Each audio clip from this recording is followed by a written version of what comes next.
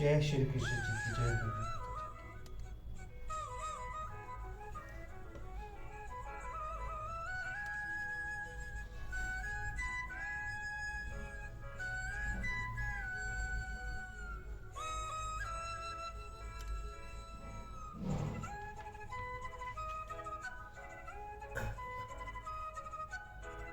संबंध। पहले श्लोक में भगवान ने कर्म फल का आश्चर्य ना लेकर कर्म करने वाले को सन्यासी और योगी बतलाया। उस पर यह शंका होती है कि यदि सन्यास और योग दोनों भिन्न भिन्न स्थिति है तो उपयुक्त साधन दोनों से संपन्न कैसे हो सकता है। अंत इस शंका का निराकरण करने के लिए दूसरे श्लोक में सन्यास और योग की एकात्मता का प्रतिपादन करते हैं। यह संन्यासमिति प्रहु योग त विधि पांडव न संन्यासतन संकल्पो योगी भवति कश्वर। हे अर्जुन, जिसको संन्यास ऐसा कहते हैं उसी को तो योग जान,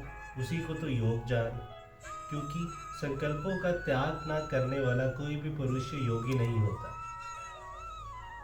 जिसको संन्यास कहते हैं उसी को तू योग जान, इस कथन का क्या अभिप्राय है।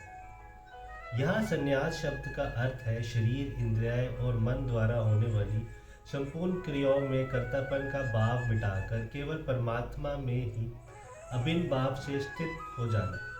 ये सांख्य योगी की प्रकाष्ठा है तथा योग शब्द का अर्थ ममता, आस्तिक और कामना के त्याग द्वारा होने वाली कर्म योग की प्रकाष्ठा रूप निश्चय कमरे सिद्धि दोनों में ही संकल्पों का स्वतः अभाव हो जाता है। और सांख्य योगी जिस पर ब्रह्म परमात्मा को प्राप्त होता है, कर्म योगी भी उसी को प्राप्त होता है। इस प्रकार दोनों में ही समस्त संकल्प का त्याग है और दोनों ही एक ही फल है, इसीलिए ऐसा कहा गया है।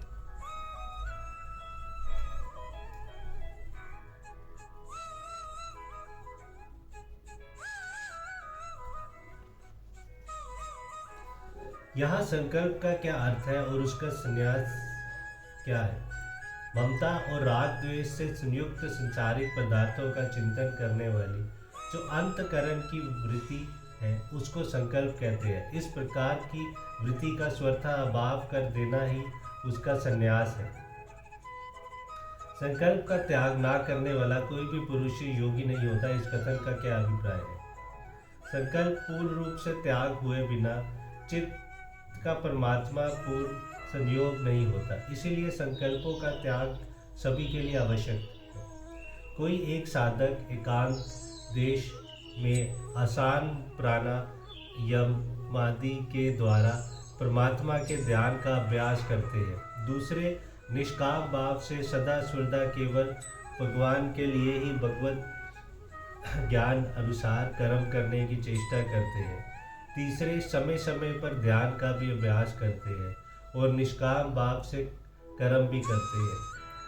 इनमें से किन्हीं भी साधकों जब तक वह संकल्पों का स्वतः त्याग नहीं कर देते, ये योगारूढ़ या योगी नहीं कहा जा सकता। साधक तभी योगरूढ़ होते हैं जब वह समस्त कर्मों में और विषयों में आस्तिक रहित होकर संपूर्ण संकल्पों का त्याग कर चुकता है। सांख्य योगी भी वस्तुत तभी सच्चा सन्यासी होगा जब उसके चित्त में संकल्प मात्र का अभाव हो जाएगा। इसीलिए श्लोक में पूर्व में दोनों को एक समझने के लिए कहा गया है। जय श्री कृष्ण जी की जय भगवती।